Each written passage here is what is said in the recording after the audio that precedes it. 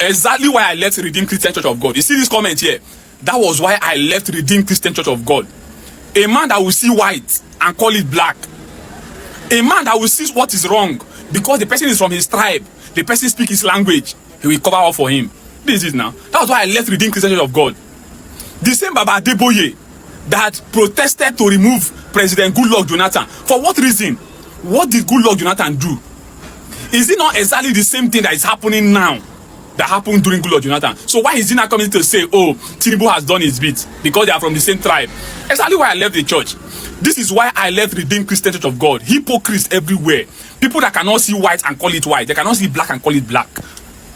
It's so unfortunate. How can I be under your administration? How do I listen to you when I know that if you see white, you will call it black? I can't. I can never. Better I stay in my house. That's why I left you people's church. I totally believed right now, deep inside me, that Tinubu was actually sent by God. Before you beat me, before you come for me, before you attack me, please listen to me. So at the advent of the last elections, when Pastor Paul Adefarasin said that Saul will come before David, I was actually one of the people that berated him, attacked him, knowing fully well that he was feeling that he was playing both sides, trying to deceive Nigerians, or probably water down the whole rigging that we witnessed and set sail for Tinubu ascendancy into power. When he made that statement, it went viral and he was rightfully dragged for that.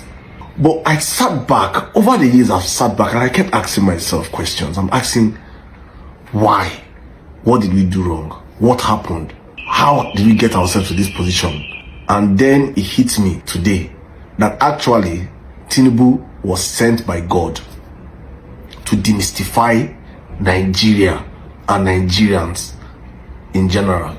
So prior to Tinubu's coming into power, there are people that today I had maximum respect for. There are people that we eulogized. There are people that would have expected that many of them, if they had passed on prior to Tinubu becoming president, would have called them heroes, would have called them legends, would have called them great men and women, business leaders, this and that. We wouldn't have known their true nature. Tinubu is that litmus test God placed on Nigeria to know Nigerians with good hearts and wicked-hearted Nigerians. Tinubu is that litmus test God placed in Nigeria to differentiate good and evil. So when you see people in a gathering and they're discussing, and you see someone aligning with the thoughts and principles of Bola Ahmed Tinubu, you don't even need anything further to be told that this person is inherently an evil person. This person is inherently a bad person. Forget how they might want to paint themselves in public. Forget their portfolio. Forget their ranks. Forget what they have done in life. If in today's Nigeria, you see people that, and I'm not speaking about those that voted for him, because many people for different sentiments would have voted for him, even though we know he rigged the elections, right? But let's assume that many people voted for him for different sentiments. Understandable. But I'm talking about today Nigeria, that we are seeing how this man has taken us from where we were to where we are currently. That Nigeria is passing through the worst period ever in our history, and it will only get worse under him. And there are people that are in their chest standing with him. You must be a soulless human being, morally depraved person, for you to be able to align with such a character currently. You must have lost your human dignity as a person. You must have lost the humanity in you. And I'm saying this not because people might say it is all politics. What's happening right now is politics. That the kidnapping of children is politics. Let's even assume, for the benefit of doubt, that what we are seeing right now is all politics. Let's assume there is an opposition that hates Tinubu and they're trying to spoil his administration. Let's assume this is what you hear some of these people that support him say, right? Now let us come to the reality with these assumptions that people are working so hard to paint your government in a negative light. People are working so hard. Let's forget the hardship that we're passing through, economical wise and everything. Let's focus on insecurity. And they're doing all these things to paint you in a bad light. What has been the response of Tinubu and his government? There in it, you understand that these people, or this man, this is what he actually represents. He's a man that lacks empathy, that lacks compassion to be a leader, that lacks humility to serve. Because for so long we forget that leaders are meant to be servants. We have been built, or we have been trained to see leaders as gods on earth. Meanwhile, they are meant to be our servants. They are meant to serve us. We're meant to see leaders that exemplify characteristics of humility. You can't see any of it. What you see is braggadocious arrogancy around affluence in a very poor country. He's living in affluence. You see people around him. You see the kind of society, the people that support him want, and that's exactly what you see from the people that support him. That lifestyle. They want to live that life. They want to have a taste of that lifestyle. It's not a bad thing to want to live a lifestyle of luxury. It is inherently not a bad thing. That's what everybody should actually test. But it should not be to the detriment of the country. And that's what I've seen with Bola Tinubu. So I want people to understand that people like Wole Soyinka, people like all your major pastors, Adeboye of today, Father Mbaka of yesterday, Bishop Kuka, these are people that in 2022, there is nothing that you would have told me about these men that would have made me not say, let's just give them benefit of doubt. And I will say, let me follow these people. If they had passed on in 2002, we would have immortalized these people today. We would have said, oh, what a great man. People like your civil societies, people that occupy your civil societies, where are they today? They're all claiming ignorance, all claiming silence. And silence is actually consent when it comes to politics. You cannot be sitting on the fence and watching a man destroy the country and you act silence. Look at your artists that all had voices and loud mouths in previous administration. They're all silent today. So Tinubu is actually the litmus test sent by God to expose you and expose the country and expose the Nigerians to see the light of the people that they eulogize, people that we stand, people that we revere, people that we look up to as leaders. This is actually what these people stand for. They have nothing. They have zero morals. They have zero compassion. They are all people that of low substance. They might be as wealthy. Money. You see them now. Money in a water gang. They can be so rich that all they have is money. Nothing else. That's the kind of society that we're in today. And that's why I say that Tinubu is actually God sent to Nigeria. So look at yourself. Look at your surrounding. Look at those around you. Look at your friends. Look at your family members. Look at the people that you call leaders in your different place of work. Look at those people. Then look at how or what they think about Bola Tinubu. In there is a mirror to show you who they truly are. This man, Tinubu, can never do wrong for a air. This man, Tinubu, can never do wrong for a air. You must see one thing to take romance, to take package Tinubu. I never see anybody we don't try to defend Tinubu, we know they resemble goats. I never see anybody we don't try to defend President Tinubu, we know they resemble Mumu. Why? Man of God, why?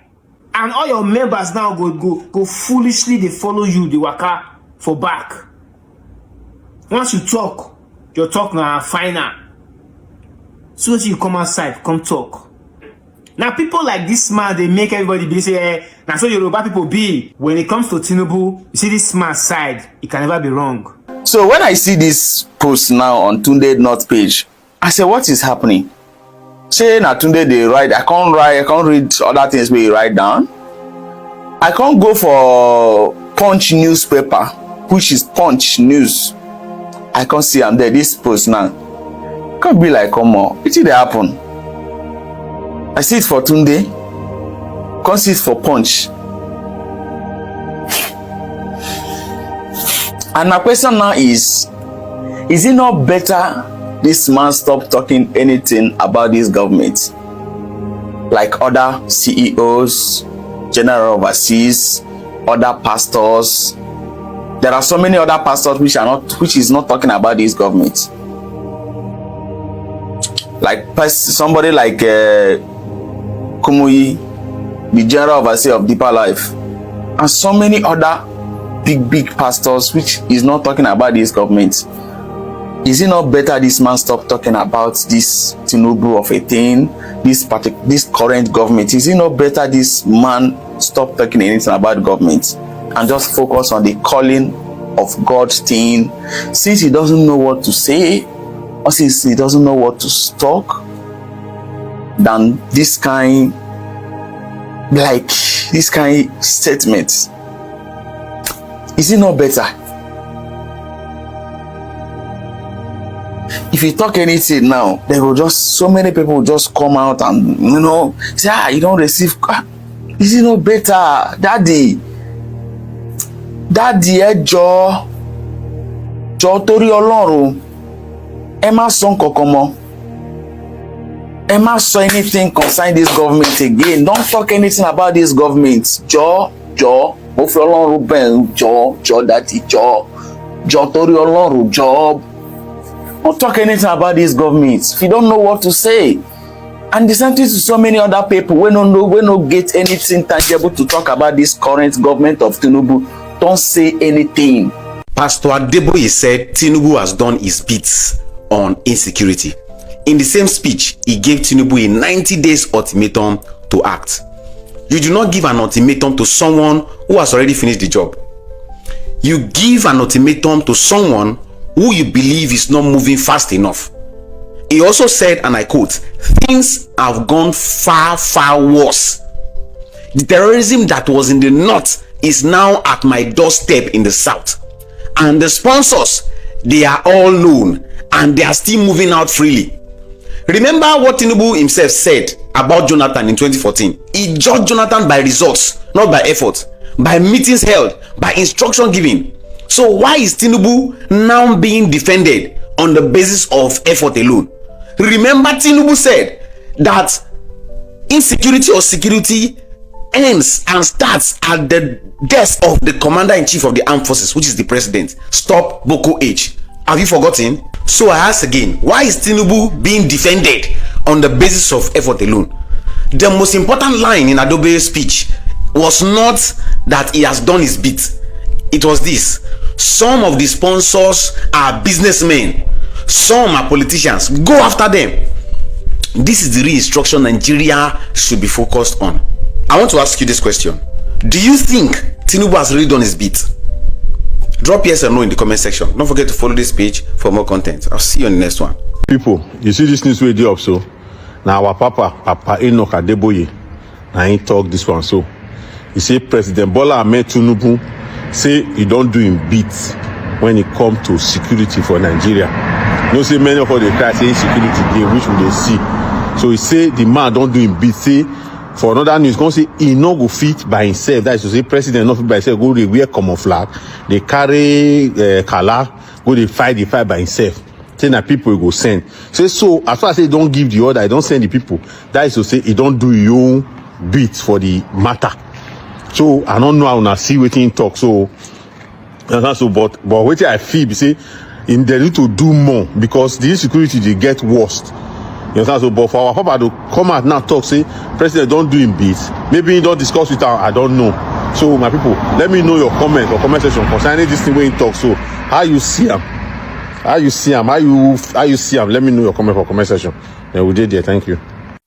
I saw this statement from Pastor Adeboye, and it was posted by Sahara Reporters. It says Tinubu has done his bit. He can't wear military uniform and fight terrorism. Pastor Adeboye speak on insecurity. Pastor Adeboye, let's agree with you that Tinubu has done his bit, but we want him to do more. I believe you saw the news today, posted by Sahara Reporters, that some NECO students were abducted after troop left post. All right, this should disturb us that who gave the order for those troops to leave that position, because after troop left post, that was when the thing happened. So who gave the order for those troops to leave that place? Who gave the order? That should disturb us now. Yeah. So if you are saying Tinubu has done his bit, we agree with you, but let him do more. Not 100% agreeing with you. I say we agree. Let's say we agree with you that Tinubu has done his bit, but we want him to do more so that the insecurity will reduce. We still have, don't forget that we still have those children in your state inside the bush. All right. So we want him to do more of this his beats, so that insecurity will reduce, so that hunger will reduce. All right, so that people cannot sleep with their two eyes closed, not with their two eyes open. That was why Nigerians voted for him to bring peace, security, and reduce starvation. You understand? Good day to our viewers all over the world, and welcome back to Local Journal. For me, I think it's high time Pastor Adeboye keeps quiet if probably maybe he doesn't have anything to say to hold his government accountable, because I don't know why the double standard is coming just now. The same standard you people held and used to uphold, or maybe to like kind of call former President Goodluck Jonathan to order, and you used in chastising him and you used in like calling him to order. It's not the same standard you are using for Tinubu.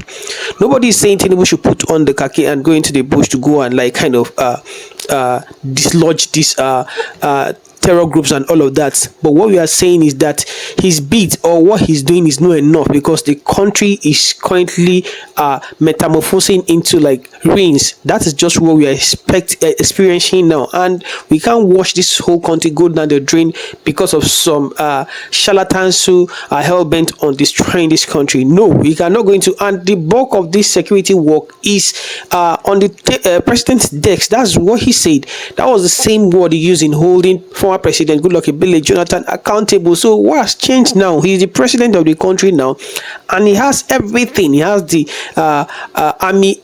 He has everything. He's the chief security, the number one person, the chief of armed forces, and like he's the all and all, the CNC and all of that. Understand, he can give an order now, and people would, all the military and paramilitary, they'll all go and listen to his voice, just like you give an instance of Trump giving an order against the people of Iran and all of that. Understand? And this is the case. The reason why this country is not like kind of moving forward is because of one thing: tribalism.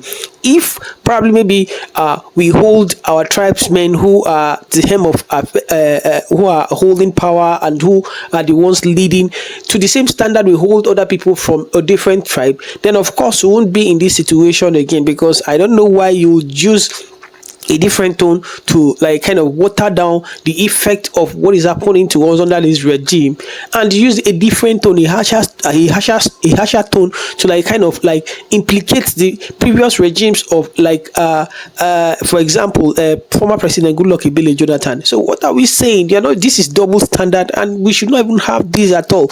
My own advice to you is this: please, if you would not say anything regarding this whole insecurity, I don't think it's by force and you're like kind of compelled to say anything by force. I just feel like it's better you just keep quiet and like kind of focus on the good work you're doing in the ministry, instead of like kind of bringing this whole thing to cause controversies and all of that, because people are going to use your word and they will quote you for everything that has happened in the past already. This is not making any sense, and Nigerians are not happy with this issue. The current situation of the country, it's not making any sense, and of course Nigerians are not happy. So this is just it for me.